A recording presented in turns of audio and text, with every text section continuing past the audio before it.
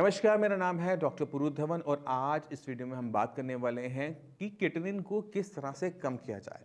अक्सर हम अपने यूट्यूब चैनल पे देखते हैं कि बहुत सारे कमेंट आ रहे हैं, डॉक्टर साहब किटनिन को कैसे कम करें, हमें थोड़ी सी टिप्स दे दो। तो आज उसी को हम समझाने की कोशिश करेंगे कि हम किटनिन को कैसे कम कर सकते हैं। आपको समझना शुरू करना है किटनिन से कि किटनिन क्या है, कहाँ बनता है। तो किटनिन हमारी बॉडी में बनने वाला एक प्रोटीन वेस्ट मटेरियल है जिसको बॉडी से बाहर जाना होता है और इसको निकालने का काम कौन करती है? किडनी।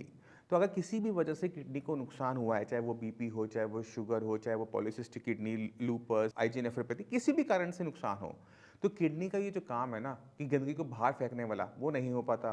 रिजल्ट क्या होता है कि ब्लड के अंदर ही किटनिन के लेवल, यूरिया के लेवल बढ़ने शुरू हो जाते हैं।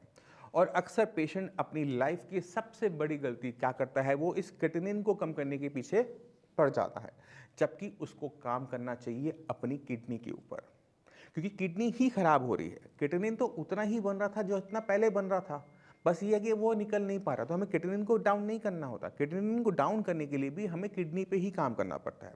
तो सबसे पहला काम क्या करना है आपने कि किडनी को और कोई नया नुकसान ना हो। वो नुकसान अब जो ले लिया, आगे ना बढ़े। इसलिए बीपी और शुगर को अगर आप कंट्रोल कर लेते हो तो आपकी किडनी की और ख़राब होने की संभावनाएं कम हो जाती हैं। आपके शरीर में कहीं घाव बनता है, हम दवाई खाते हैं, तो दवाई से हीलिंग नहीं होती। हीलिंग अपने आप होती है, मेडिसिन उसके लिए माहौल बनाती है। अगर हम यही फंडामेंटल्स पूरी बॉडी में लगाएं तो ये क्या सही बैठते हैं, गलत बैठते हैं? बिल्कुल सही बैठते हैं। अगर कोई भी ट्रीटमेंट बिना सर्जरी के हो रहा है तो वहाँ पर मेडिसिन बॉडी के अंदर से वो माहौल तैयार कर रही होती है जहाँ पर बॉडी अपने आप काम कर सके। इसी तरह से अगर किडनी आपकी खराब हो रही है तो हमें किडनी पे ही काम करना पड़ेगा। किडनी को वो माहौल देना पड़ेगा जहाँ पे किडनी और खराब ना हो और अपने आप को रिवाइव कर सके। और किडनी के पास एक खूबी भी होती है। फॉर एग्जाम्पल, मान लो कि एक इंसान की किडनी में पथरी की वजह से निकालनी पड़ जाती है। हमारे पास दो होती हैं। एक किडनी निकल भी जाती है तो भी सिंगल किडनी होने के बावजूद किडनी लेवल, यूरिया लेवल नहीं बढ़ता, क्योंकि किडनी अपने फंक्शंस को बढ़ा लेती है। किडनी अपने आप के अंदर हाइपोट्रोफी कर कर अपने फंक्शंस को बढ़ाकर किटनिन को नहीं बढ़ने देती। ये खूबी है किडनी के पास। इसी खूबी को इस्तेमाल करते हुए हमें हर किडनी फेलियर पेशेंट पे काम करना पड़ता है कि हमने पहले उस बीमारी को वहाँ से हटाया जिसकी वजह से किडनी को नुकसान हो रहा है। उसके बाद हमने किडनी को वो माहौल दिया जहाँ पर वो अपनी किडनी फंक्शनिंग को बढ़ा सके।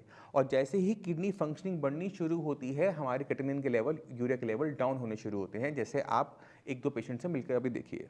नमस्कार, मेरा नाम है डॉक्टर पुरु धमन और आज हमारे साथ एक पेशेंट है जिनका नाम है मकसूद अली। मकसूद अली जी, जी, कहाँ रहते हो? यूपी में रहती है सर, यूपी में कहाँ पर? रामपुर। रामपुर। अच्छा, आपको यहाँ से ट्रीटमेंट शुरू हुए कितना टाइम हुआ है? 15 दिन हो गए। और 15 दिन पहले किटनिन लेवल कितना था? 15 दिन पहले था 10-11। 10-11। तब डॉक्टर ने क्या बोला था, क्या करना है?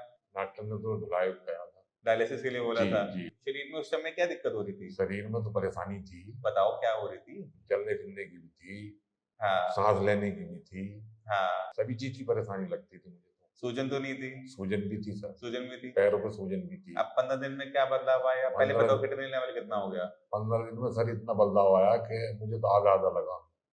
आधा बदलाव हो गया। आधा बदलाव हो जी, गया। जी। अभी किटनिन लेवल कितना आ रहा है? अब वो 6 आ गया। 6 आया। जी, तो 11 से वो किटनिन लेवल 6 आ गया 6 15 दिन के अंदर। 15। शरीर में और क्या बदलाव हुए? ताकत भी लग रही है शरीर में अब। हुँ, खून भी बढ़ा हुआ लग रहा है। हुँ। सभी चीज़ से स्वस्थ लग रहा है। कहीं से बीमार लग रहे हो, अपने आप को महसूस ना, कर मैं रहे तो हैं? कोई महसूस नहीं कर रहा हूँ सर। तो 15 दिन के अंदर भी किटनिन लेवल 11 से 6 आ सकता है, मगर उसके लिए आपको थोड़ी-सी मेहनत करनी पड़ती है, जैसे मकसूद जी ने करी। आपको अपना खाना-पीना भी बदलना पड़ेगा, अपनी मेडिसिन्स का भी ध्यान रखना पड़ेगा, अपना बीपी, शुगर का भी ध्यान रखना पड़ेगा। पेशेंट अगर सही तरीके से चलता है, तो 15 दिन भी बहुत होते हैं पेशेंट को डायलिसिस से निकालने के लिए। तो बाकी जो पेशेंट हैं किडनी के, उनको कुछ कहना चाहोगे? मैं तो साहब यही कहना चाहूँगा कि इधर-उधर भटकने के बजाय यहाँ से दबा लें। चलिए, धन्यवाद आपका। मैं उम्मीद करता हूँ इस वीडियो में आप काफ़ी कुछ समझ गए। आपने पेशेंट से भी मिल लिया, फिर भी कोई डाउट हो, मैं अवेलेबल हूँ, डॉक्टर की टीम अवेलेबल है, मिलते रहेंगे हम। ठीक है? चलिए, ठीक है, धन्यवाद। तो आपने देखा कि किडनी की फंक्शनिंग बढ़ाने से किडनी यूरिया लेवल डाउन होता है। अब दूसरा तरीका भी है। अगर हम किसी भी तरीके से अपनी बॉडी के अंदर किटनिन की प्रोडक्शन को कंट्रोल कर लें तो क्या होगा? हमारी बॉडी के अंदर किटनिन कम बनेगा। हमारी बॉडी में किटनिन कम बनेगा मतलब है हमारी रिपोर्टों में भी कम नज़र आना। ये किया जा सकता है और मैक्सिमम डॉक्टर्स इसका यूज़ भी करते हैं। कैसे करते हैं मैं आपको समझाता हूँ। अगर आप किसी डॉक्टर के पास जाते हैं, वो आपको कहते हैं कि आपने सिर्फ घिया, तोरी, टिंडा खाना है, उबाल के खाना है, हल्दी नमक के साथ खाना है, दिन में सिर्फ 2 रोटी खानी है, दलिया खाना है, खिचड़ी खानी है। अगर वो आपकी डाइट को बहुत ज़्यादा टाइट कर दे और आपका वेट लूज़ होना शुरू हो जाए, मान लो कि आपने ट्रीटमेंट शुरू किया था, आपका वेट था 80 केजी, अब आपने 2 महीने बाद चेक किया, आपका वेट हो गया 70 किलो। ये जो 10 किलो आपकी बॉडी से वेट गया, ये कहाँ से गया? पहला है फैट, दूसरा है मसल्स। हमारी किट बॉडी में केटनिन की प्रोडक्शन हमारी मसल्स में होती है, तो अगर हम अपनी मसल मास को कम कर लेते हैं तो हमें केटनिन की वैल्यूज़ में फ़र्क देखने को मिल जाता है। अब प्रॉब्लम क्या है कि यहाँ पर किडनी कॉन्टिन्यूसली ख़राब होती रही, क्योंकि खाना बदलने की वजह से हमने केटनिन की प्रोडक्शन को तो कंट्रोल कर लिया, मगर हमने किडनी पे काम किया ही नहीं। इसका रिजल्ट क्या होता है कि आज जो लेवल आपका कम हुआ है वो 2 महीने नीचे जाएगा। पहले महीने में थोड़ा-सा जाएगा, मान लो कि आपका वेट 80 है, क्रिएटिनिन लेवल आपका 7 था, तो 5 तक नीचे चला जाएगा, 5-4 तक। बट वो वहाँ पे टिक नहीं पाएगा।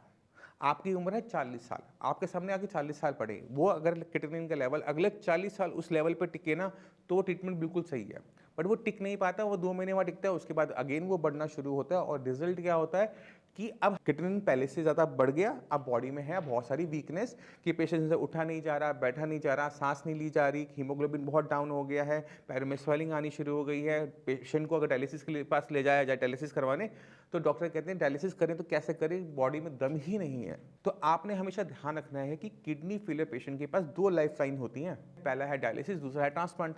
तो ये कभी ऑप्शंस आपने अपने बंद नहीं करने होते, आपने इनसे बचना जरूर है बट इनको बंद नहीं होने देना। तो आपने अपनी बॉडी का वेट कम नहीं होने देना। आपके पास हमेशा याद रखो 2 लाइफ लाइन्स होती हैं, उनको हम बंद नहीं करते, हमेशा उनको हमने ओपन रखना होता है।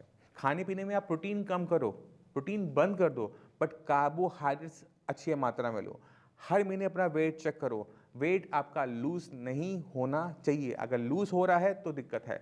आपकी भूख खत्म नहीं होनी चाहिए। अगर आपसे खाना नहीं खाया जा रहा, वॉमिटिंग हो रही है, उल्टियाँ हो रही हैं, घबराहट हो रही है, खाना अच्छा नहीं लग रहा, खाने का स्वाद नहीं आ रहा, तो आप बहुत बड़ी दिक्कत में फंसने वाले हो, क्योंकि आपकी बॉडी से एनर्जी जा तो रही है बट एनर्जी आ नहीं रही है। तो ये जो होता है, तब हमें पता होता है कि पेशेंट के पास टाइम कम हो रहा है और यहाँ पर हमें काम सबसे पहले करना पड़ता है, पेशेंट की भूख को खोलना पड़ता है कि पेशेंट अच्छे से खाना खाए, ताकत उठाए, क्योंकि जितना वो खाना खाएगा, ताकत उठाएगा, उतना अच्छा उसकी किडनी काम करेगी, उतनी अच्छी उसकी किडनी की फंक्शनिंग होगी, उतनी अच्छी तरीके से किडनी ब्लड को फिल्टर आउट कर पाएगी और creatinine level, urea level down होंगे और ऐसे डाउन होंगे कि वो दोबारा जल्दी नहीं बढ़ेंगे, वरना 2 महीने डाउन गए हैं वापस बढ़ने शुरू हो जाएंगे। तो आपको समझना पड़ेगा इन सारी चीज़ों के बीच में डिफरेंस, और आपको तब जाकर अपनी किडनी पे काम भी करना पड़ेगा। अब इसी के साथ आज से चलने की आगे चाहूँगा। मिलते हैं अगली वीडियो में, तब तक के लिए नमस्कार।